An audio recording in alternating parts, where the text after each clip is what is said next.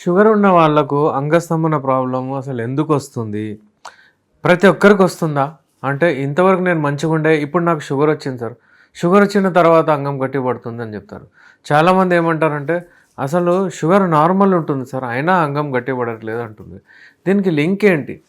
అంటే కొంతమంది ఉంటారు, షుగర్ టాబ్లెట్స్ వాడుతున్నాం, మేము అంత వాడుతున్నాం సార్, అసలు మాకు ఏ సమస్య లేదు, అంగం మంచిగా గట్టిగా పడుతుంది, టైమింగ్ కూడా మంచిగా ఉంది, మాకు ఏ లైంగిక సమస్య లేదంటారు. అసలు ఈ లైంగిక సమస్య వస్తుందా? లైంగిక సమస్య ఈ షుగర్ ఉన్న వాళ్ళకు ఎందుకు వస్తుంది? హెచ్బిఏవన్సి లెవెల్స్ ఏవైతే ఉంటాయో అంటే 3 months యావరేజ్ ఎప్పుడైనా సరే ఈ లైంగిక సమస్యల కొరకు మనము అంటే మెడిసిన్స్ వాడతారు కదా, ఏవైతే మెడిసిన్స్ వాడతారో అవన్నీ షుగర్ ఫ్రీ మెడిసిన్స్ ఉండాలి. యునాని మెడిసిన్స్ ఎలా పనిచేస్తాయి దీంట్లో మనం కనుక్కుందాం. ఫస్ట్ కాజెస్ ఎందుకు వస్తుంది? ఈ అంగము గట్టిగా పడాలంటే బ్లడ్ ఫ్లో మంచిగా రావాలి. ఇందులో పువర్ సర్క్యులేషన్ ఉంటుంది, అంటే మంచిగా సర్క్యులేట్ అవ్వదు బ్లడ్. ఎందుకు అవ్వదు? ఎందుకంటే రక్తనాళాలు ఏవైతే ఉంటాయో అందులో బ్లాకేజెస్ వచ్చేసి అవి చాలా సాలిడ్ స్ట్రిక్ట్ అథెరోస్క్లిరోసిస్ అంటారు, అది చాలా తొందరగా అయిపోతుంది. అంటే మీరు గమనించినట్టే ఒక వాటర్ పైప్ ఉంటుంది, కొత్త పైప్ ఉంటే మనం ఆన్ చేస్తే ఎలా నీళ్ళు దూసుకెళ్తాయి మంచిగా, ఒకవేళ అలాగే అది ఉండి ఉండి తొక్కి పాతగా అయిపోతే, అది మెత్తగా అయిపోతే బ్లడ్ అంతా వెళ్ళదు అక్కడ అటు ఇటు.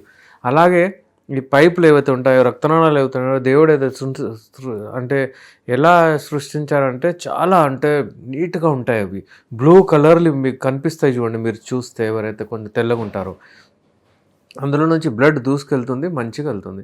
ఒకవేళ అక్కడ బ్లాకేజెస్ వస్తే ఈ బ్లాకేజెస్ ఎక్కువ ఉంటాయి. 15 సంవత్సరాలు అంటే షుగరు లేని వాళ్ళు, షుగర్ ఉన్న వాళ్ళకు ఒక 15 years ముందే ఈ అంగస్తంభన ప్రాబ్లం వచ్చేస్తుంది. అంటే ఫర్ ఎగ్జాంపుల్ 50 ఏళ్ళకు యూజువల్లీ ఎవరైతే నాన్ డయాబెటిక్ ఉన్నారో వాళ్ళకు ఈ అంగం గట్టిపడట్లేదు, ఏదైనా ప్రాబ్లం వస్తుందనుకోండి, షుగర్ ఉన్న వాళ్ళకు 35 సంవత్సరాలకే వచ్చేస్తుంది. ఒక స్టడీ ప్రకారం చూస్తే, రీసెర్చ్ చేస్తే ఇది తెలిసింది. సో ఎప్పుడైనా సరే షుగర్ ఉన్న వాళ్ళు హై రిస్క్, అంటే ఈ అంగం గట్టిపడేదని రిస్క్ ఉంటుంది. ఎట్లయినా ఎవరికైనా సరే ఈ అంగం గట్టిగా పడకుండా ఉండడం అంటే ఎరెక్టైల్ డిస్ఫంక్షన్, ఈడీ ప్రాబ్లం వస్తుంది. షుగర్ ఉన్న వాళ్ళు చాలా అలర్ట్గా ఉండాలి. షుగర్ ఉన్న వాళ్ళు షుగర్ని కంట్రోల్లో పెట్టుకోవాలి. ఎప్పుడైనా అడిగితే అవును సార్ అంటే ఎంత ఉంది అంటే 150 ఉంది, 120 ఉంది, అన్నం తినకముందు అది చెప్తారు. అది కాకుండా మీరు గుర్తుపెట్టుకోండి, హెచ్బిఏవన్సి అని ఒక టెస్ట్ ఉంటుంది, ఇది చేయించండి. ఇది మీకు 5.5, 6.5, 7, 7.5, 8, 9.5 అలా అని ఇస్తాడు రీడింగ్స్. ఒకవేళ 6.5 లోపల ఉంటే నో ప్రాబ్లం, దాన్ని మనం మంచిగా కంట్రోల్ చేసుకున్నాం అన్నట్టు. ఒకవేళ తర్వాత 7, 8, 9 ఉందంటే మరి ఏ మందులు పనిచేయవు. అవి లేకుండా ఇంగ్లీష్ మందులు ఏదేదో వాడుతుంటారు, అది ట్రీట్మెంట్ దాన్ని సరి కావాలి. మేము ఏం చేస్తామంటే ఆ షుగర్ని కంట్రోల్ చేసుకుంటూ మీకు దాన్ని ట్రీట్మెంట్ చేస్తాము.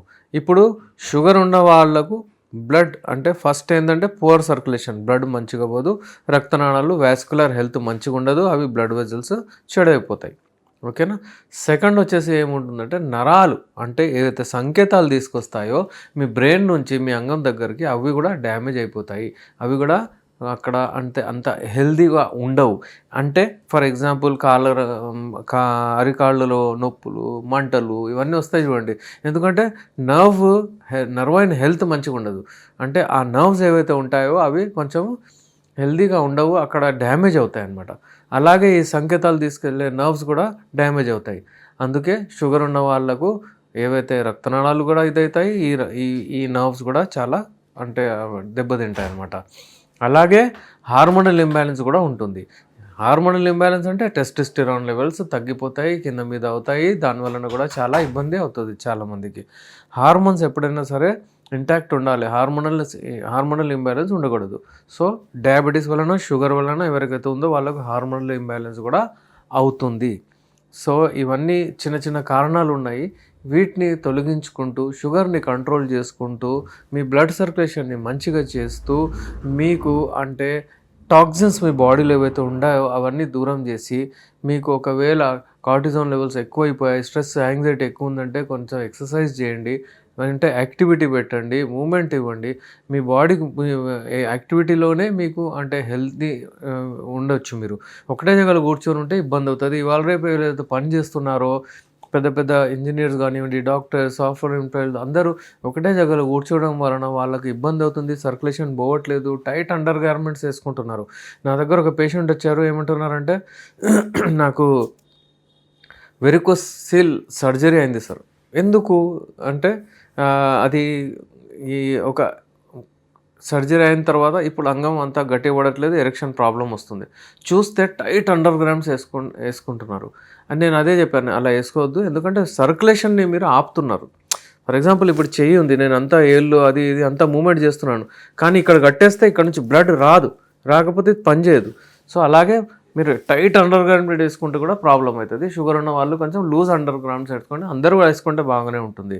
సో అయితే షుగర్ ఉన్న వాళ్ళు అలర్ట్గా ఉండండి, యాక్టివిటీని పెంచండి, మీ లైఫ్ స్టైల్ని చేంజ్ చేయండి. వాకింగ్, రన్నింగ్, బ్రిస్క్ వాక్ ఏదో ఒకటి మీరు యాక్టివిటీలో పెట్టండి. జిమ్ జాయిన్ చేయండి, ఏదైనా చేయండి.